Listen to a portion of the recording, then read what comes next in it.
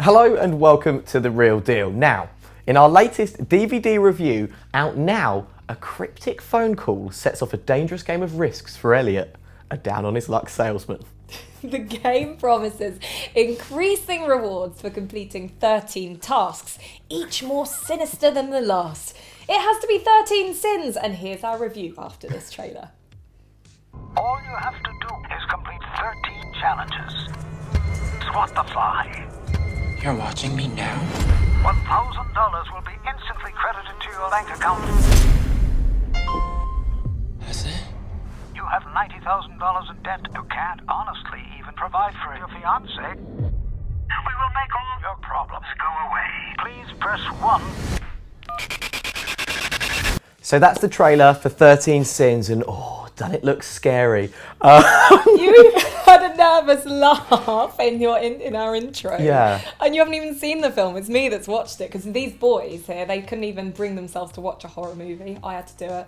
Yeah, it's not fear, it's just abject boredom, generally, that gets please. Well, actually, that might not be totally untrue in this film. What's 13 Sins all about then? Okay, well, you heard in the intro that it's about a guy called Elliot. He does have a lot of problems. His dad is is being chucked out of his care home. He has a mentally disabled brother who he has to look after. And in the States, kind of all of this kind of private healthcare and stuff is expensive. Also, he goes in thinking that he's going to go and get a promotion in his job, and it turns out that he actually loses his job and gets fired. So yes, he is pretty down on his luck. He's struggling, isn't he? Yeah. And then suddenly he gets this mysterious phone call at the crossroads of a traffic light. And it's this weird like game show voice that kind of goes, "Hi Elliot, if you swat this fly," this is task number 1. Right. "If you swat this fly, we'll give you $1,000. And he's like, "What?" Suddenly, he sees this fly in his car, and he just suddenly goes splat. Yeah. And then he looks at his phone, and he gets a text saying, $1,000 credited to your account. Oh, nice. And he's like, sweet, I am going with that.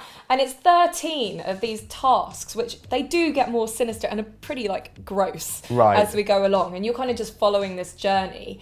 And it's kind of like, I would say it's like a poor man's Saw in a way. Oh, wow. Yeah. I mean, there's a reason why this went straight to DVD. It's not a terrible film. It's just fun to watch, but there was not a scary element in this. It was more kind of like, ew. Yeah. Like, there are a few dead bodies.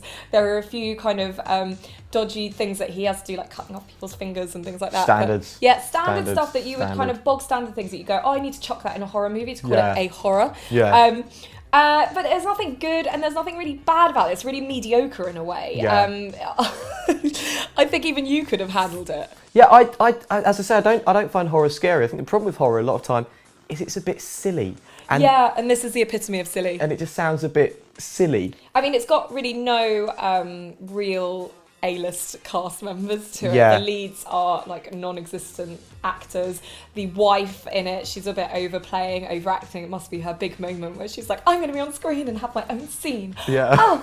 And Ron Perlman's in it. Like, he's the only one, but he plays like this, like, he's great, but he's just like this well, all will be revealed, but he's just like a police cop guy who's following the case. And I don't know, like, it was fun to watch on a Sunday night. I had nothing better to do. But it's out on DVD, and that's exactly where it should be. It should be on DVD. I would never have seen a theatrical release for this film.